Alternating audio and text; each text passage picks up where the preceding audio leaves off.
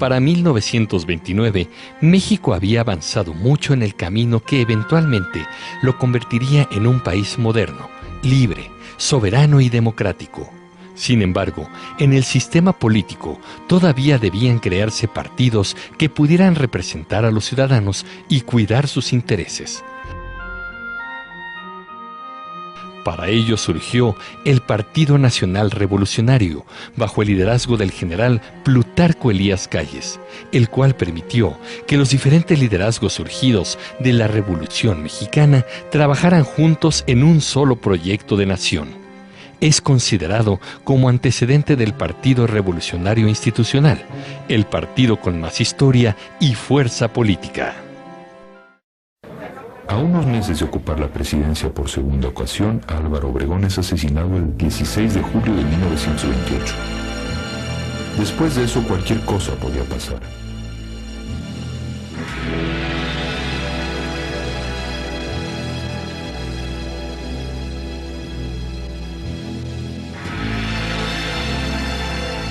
Pero Calles conserva la cabeza fría.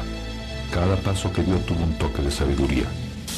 Alas y plomo, decía Antonio Caso, son las prendas de todo hombre cabal. Alas y plomo caracterizaron a Calles en ese momento muy delicado para el país. Porque además de maniobrar con autoridad y destreza, discurrió que era el momento preciso para introducir una gran reforma política. Para presentarla escogió su último informe el 1 de septiembre de 1928. En él condenó definitivamente el reeleccionismo y afirmó: México tiene la gran oportunidad de pasar de una vez por todas de la condición histórica de país de un hombre a la de nación de instituciones y leyes.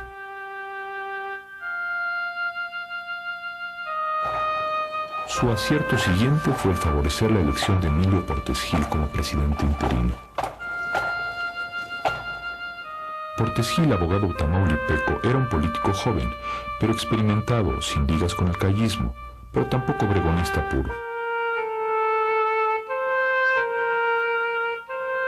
Su periodo cubriría del 1 de diciembre de 1928 al 5 de febrero de 1930.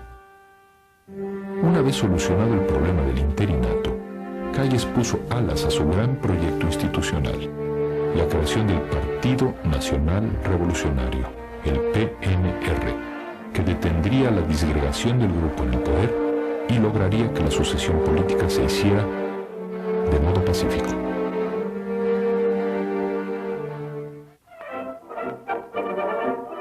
Durante la primera convención del Partido Nacional Revolucionario para nominar el nuevo candidato presidencial, el partido une fuerzas, diseña estatutos centralistas y elabora una ideología abierta y no clasista.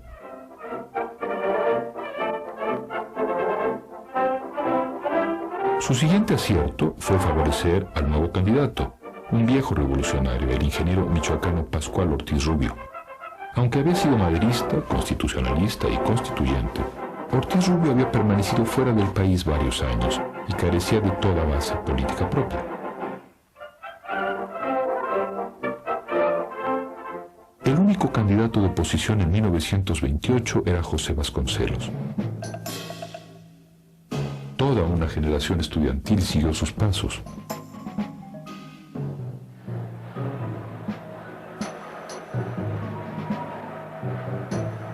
La lucha política se centraba en las campañas de Vasconcelos y Ortiz Rubio.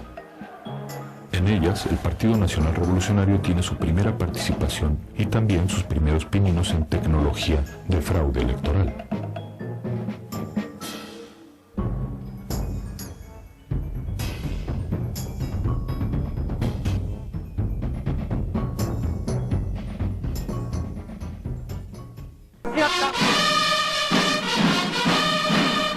Hacia 1950, el propio Daniel Cosío Villegas escribiría un ensayo sobre el trasfondo tiránico de América Latina. Destacaba que de 20 países del continente, solo 4 vivían a flote, pero no inmunes a los estragos del militarismo. La desmilitarización mexicana era, a la luz de la historia nacional, un fenómeno tan admirable como misterioso.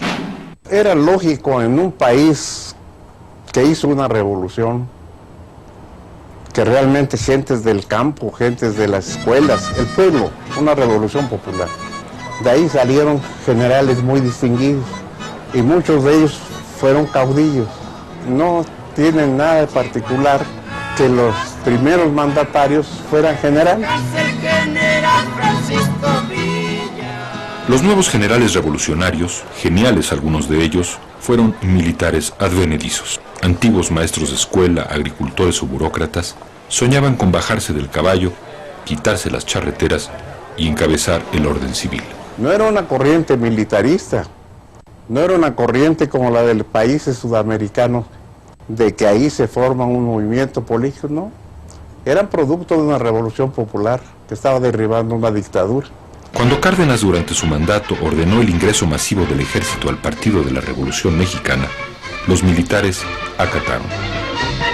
El general Ávila Camacho tuvo la valentía y la honradez de decirle al general Cárdenas: mi general, yo creo que es una medida equivocada. Al ejército no debemos meterlo a la política. Entonces el general lo convenció, el general Cárdenas: si quiero que entre a la política es porque tenemos la amenaza nazi-fascista agitando aquí al país. Si está el ejército en la política, tiene mayor fuerza el partido, y tiene mayor fuerza todo el gobierno, y saldremos mejor. Ávila Camacho había advertido en su discurso inaugural que todo intento de penetrar la política en el recinto de los cuarteles era restar una garantía a la vida cívica y provocar la división de los elementos armados.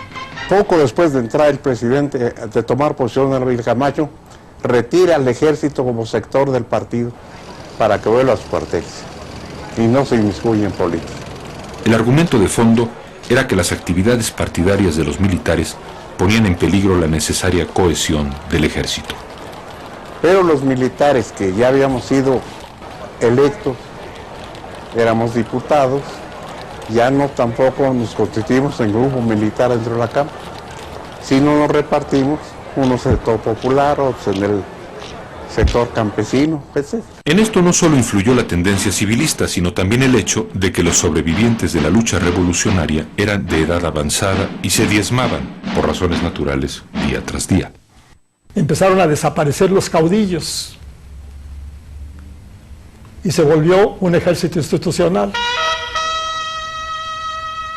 Todavía había muchos militares muy destacados que pretendían participar en política.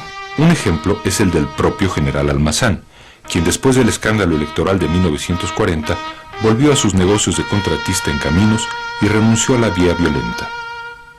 En la época de Ávila Camacho surgió una nueva oficialidad en el ejército, de corte civilista y con formación en carreras liberales. Un representante de ella fue el general y licenciado Alfonso Corona del Rosal.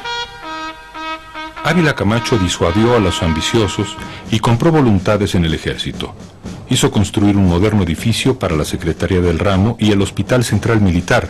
Además, apoyó los recursos educativos del sector militar y creó fondos de ahorro. Asimismo, otorgó pensiones y concesiones para que oficiales instalaran y administraran gasolineras.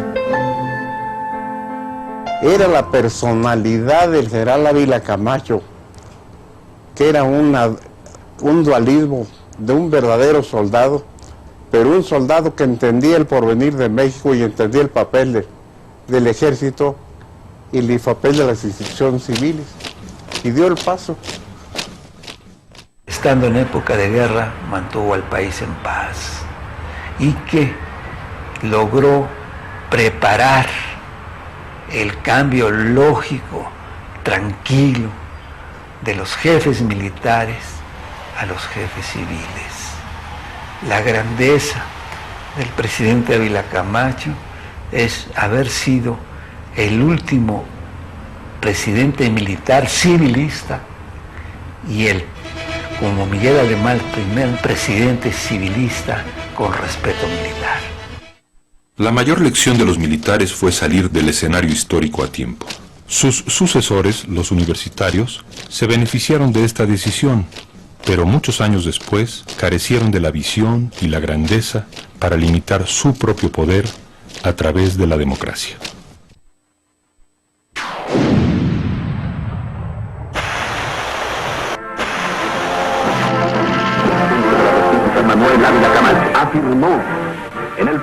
estado de civilización, la guerra no reconoce ya diferencias entre civiles y militares. Para ganarla, el país entero está ahora obligado a contribuir con su trabajo, su corazón y su inteligencia. Mañana, acaso con su sangre y su valor. En 1946 ocurrió un acontecimiento decisivo.